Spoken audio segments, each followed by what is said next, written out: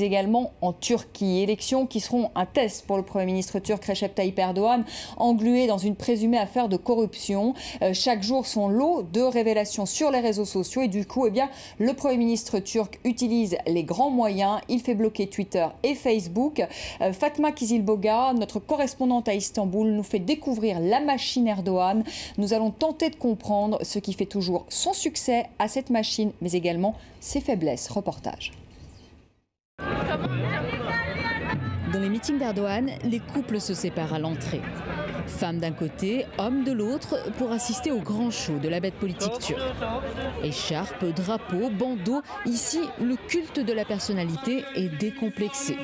Ces femmes disent de lui, c'est un homme, un vrai, et se bousculent pour être au plus près de la scène. Il apparaît dans mes rêves, je lui embrasse les mains. Ce n'est pas donné à tout le monde de rêver de lui, je me sens chanceuse. Que Dieu lui accorde une longue vie, je suis trop émue, je ne trouve pas les mots. Moi, c'est son côté macho qui me plaît, c'est ce type d'homme qu'il nous faut. Une arrivée en hélicoptère digne d'une rockstar acclamée par une foule en délire. Des airs de superproduction qui offrent du rêve aux plus défavorisés le temps d'une journée. Le voici enfin, celui que tout le monde attend depuis des heures sur cette nouvelle place d'Istanbul, inaugurée par la même occasion.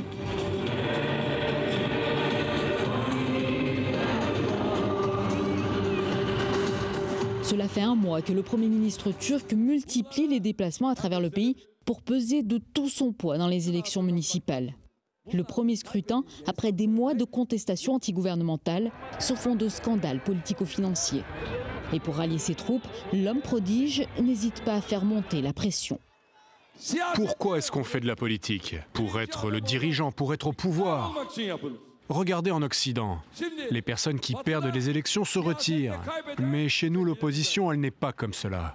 Alors moi, je vous le dis, si nous n'arrivons pas en tête de ces élections, je me retirerai de mon poste de président du parti. Au pouvoir, depuis 12 ans en Turquie, l'AKP, le parti de la justice et du développement, peut se targuer d'avoir amélioré la qualité des services publics. Parmi les chantiers qui font sa fierté, le développement des transports en commun, jusque dans les quartiers les plus populaires d'Istanbul, là où il bénéficie du plus grand soutien. À Bağcılar, une ligne de métro a récemment été inaugurée. Pour le maire AKP, candidat à sa propre succession, le moteur de ce changement, c'est Erdogan. En Turquie aujourd'hui, hormis notre Premier ministre et les candidats de l'AKP, il n'existe personne, pas un seul parti qui soit capable d'achever des projets concrets et durables. Mais en dépit des progrès enregistrés, le parti islamo-conservateur est désormais mis à rude épreuve. Ceci en raison de l'attitude du Premier ministre turc. Une attitude autoritaire que certains lient à de graves accusations de corruption. Göksel Göksu suit Erdogan depuis ses débuts en politique il y a 20 ans. Elle affirme aujourd'hui ne plus le reconnaître. Beaucoup de personnes me disent « Dieu me maudisse, mais je vais voter pour le principal parti de l'opposition, le CHP ». Ces personnes ne se reconnaissent pas forcément dans le CHP, mais vont voter pour eux juste pour se débarrasser d'Erdogan. Un vote sanction qui, pour la première fois depuis sa création, risque de faire chuter les résultats du Parti de la justice et du développement. Un scénario qui illustre l'avenir incertain d'un dirigeant que beaucoup considèrent déjà comme celui qui aura le plus marqué la Turquie après son fondateur, Atatürk. Avec nous, Denise Unal, bonsoir. Merci d'être avec nous. Vous êtes économiste, chercheuse franco-turque au Centre d'études prospectives d'information internationale. Le Premier ministre turc Erdogan a fait bloquer Twitter, a fait bloquer Facebook. Et malgré tout, il reste quand même populaire en Turquie. Les sondages le donnent encore le parti AKP gagnant dimanche aux élections. Comment expliquer cette popularité?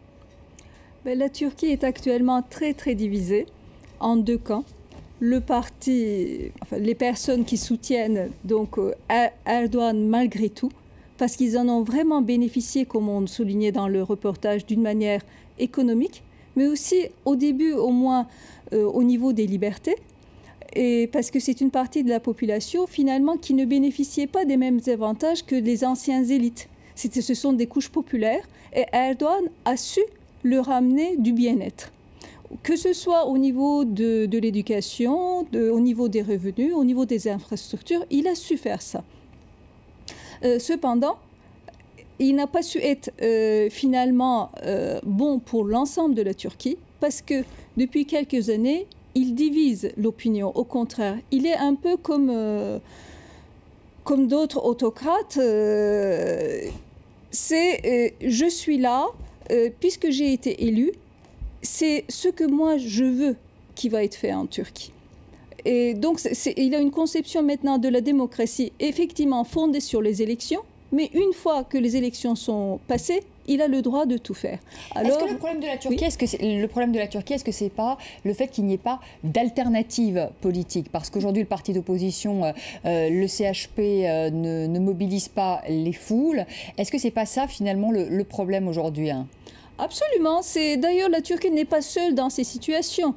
Les opposants d'Erdogan vont voter contre Erdogan, mais pas pour quelqu'un dans ces élections-là aussi. Parce que l'enjeu pour l'opposition, pour des gens qui ne sont pas contents d'Erdogan, va être en être débarrassé. Ce n'est pas pour quelque chose de constructif que l'on fait. Mais il faut souligner que la Turquie n'est pas seule dans cette situation. C'est une situation que l'on connaît en Europe aussi, parfois. On n'est pas si loin. C'est quelque chose, effectivement, dans les pays en développement qui apparaît avec des grands... Mais le comparatif, j'aurais voulu quand même que vous me disiez, ce tour de vis autoritaire, moi je ne le vois pas dans aucun pays d'Europe. Non, je ne voulais pas aller pour cela, pour les raisons du succès du parti AKP et de la faiblesse de l'opposition. En fait, à l'opposition, il n'y a pas de parti convenable. On peut par exemple prendre l'exemple français. La gauche française n'a pas voté forcément dans les dernières élections pour le Parti socialiste parce qu'ils adhéraient absolument au Parti socialiste. Ils ont voté contre Sarkozy. C'est un vote protestataire. Voilà, c'est ce qu'on va arriver. C'est pas une vote. Mais est-ce que l'alternative ne peut pas être au sein même finalement de l'AKP? On sait qu'il y a des divisions au sein de l'AKP. Je pense notamment au président Abdullah Gül, qui s'est quand même démarqué de son premier ministre Erdogan. Est-ce que cette frange-là de l'AKP, est-ce que ça peut justement être l'alternative pour la Turquie? Absolument. Il y a une partie de l'AKP qui est très gênée par cette situation et que, surtout, les milieux économiques qui dépendent d'AKP sont très inquiets aussi. Parce que toutes ces incertitudes... Parce que la livre turque, on le rappelle à nos téléspectateurs, a plongé, que l'économie turque, il y a de ça encore 3 ans, c'était 9% de croissance. Aujourd'hui, c'est 3% de croissance. Donc c'est une économie qui s'essouffle un peu. Qui s'essouffle un peu, mais ce n'est pas uniquement à cause des affaires qui se passent actuellement, c'est parce qu'il y a un problème des pays émergents.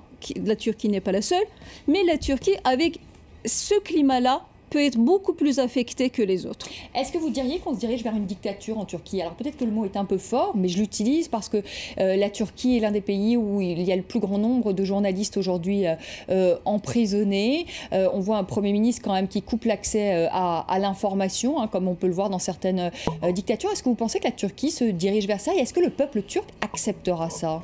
Je pense que le peuple turc n'accepterait pas ça. C'est pour ça qu'après les élections, c'est très important. Le pourcentage de vote va être très important. Si Erdogan s'en sort avec un très gros score de 50%, c'est que je ne pense pas, il se sentira le droit de continuer la même politique. Qu'est-ce qui serait un échec pour lui? Ça serait environ de quel pourcentage? C'est moins de 40%. Moins de 40%, ça serait un échec pour lui. Et vous pensez que ça pourrait le faire reculer, en l'occurrence, il n'a plus la légitimité, entre guillemets, ça veut dire qu'il n'aura pas la légitimité auprès des siens. C'est justement, il y aurait une division auprès des électeurs traditionnels de l'AKP. C'est ça, du coup, donc il ne sera vraiment pas en sécurité. Merci beaucoup, merci Denis Sunal d'être venu sur le plateau de France 24 pour nous parler donc de ces élections municipales qui auront lieu dimanche en Turquie. On verra bien donc le score que fera l'AKP, le parti du Premier ministre turc Recep Tayyip Erdogan. En tout cas, on suivra de très près ces élections sur l'antenne de France 24, même si ce jour-là, il y aura également le second tour des municipales en France. Mais les enjeux ne sont pas les mêmes. Merci beaucoup Denis Sunal. Merci beaucoup à vous de nous avoir nous avoir suivis. Je vous retrouve dans un instant pour le journal. On reviendra sur ce qui s'est passé au Caire, une journaliste qui a été tuée lors d'affrontements entre des islamistes, des partisans du président déchu Mohamed Morsi et les forces de l'ordre. Et puis 18h45, le journal de l'économie avec Georges Frédéric. 18h50, les sports, tout en images le vendredi. À tout de suite.